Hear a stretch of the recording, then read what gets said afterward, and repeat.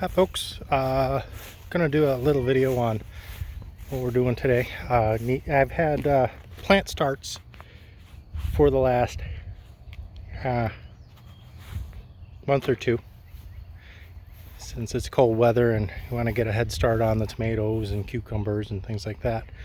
I've been working on the garden, and one of the things about homesteading, or backyard homesteading as it were, is trying to find the most efficient ways to do things without breaking the bank. Kind of like me using my phone to record these videos.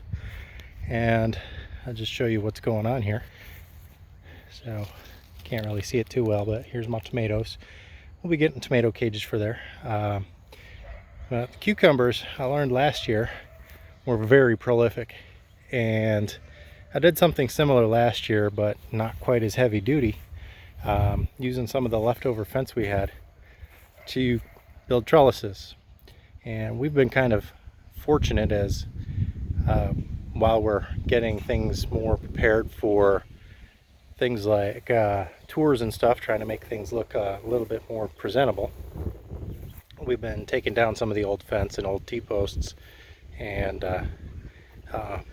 putting in wood posts and whatnot. So I've had a good fair bit of spare parts laying around, like a lot of T-posts and a lot of old field fence. And instead of just scrapping it, I had a good probably 150 feet or so of fence that we took down when we redid the front fence on the orchard, and decided to use that as our trellises. And then again, a lot of the T-posts came from that same project. And it's not a terribly expensive project, even if you have to start from scratch. Most expensive thing and most obnoxious thing I'm going to say is probably the fence. If you get field fence, it's not exactly cheap, but it's not terribly expensive when you break down the cost. Come in 330 foot rolls. You can get shorter rolls too.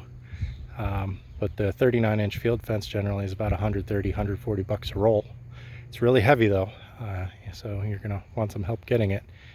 But as I said, we had a lot of spare parts, so I just dropped a few T-posts in, brand new wire clips, as you can see here. They're very easy to use.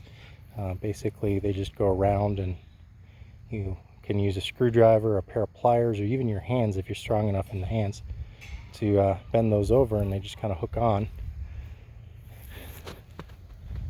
And you can see right there, and they just kind of hold it. And you don't need a whole lot of strength in this fence, so you don't have to stretch it kind of like we do for the pasture fences and whatnot. They're just going to be holding some vegetables. As you can see, I got cucumbers here spaced about 4 or 5 feet apart. They're just going to grow up and climb this and do their thing, spread out, and off we go. And speaking of stretching it, it's not too difficult to chore either. If you have a lawnmower, I really suggest getting a little receiver hitch. A 6-foot length of chain at Tractor Supply was about 25 bucks, and an old T-post. You just kind of wrap it through there, wrap it around there, and pull it, and then tack everything up as you go. So there you go. Again, not too exciting, but we're getting our garden going. Again, the big thing is you don't have to break the bank with fancy gadgets trying to make things work. And that's kind of what our goal is here on at Maple Roost Farm. Is we're trying to figure out the best ways to get things going and share those with you. So anyways, hope you like this little video. We'll do more. Thanks.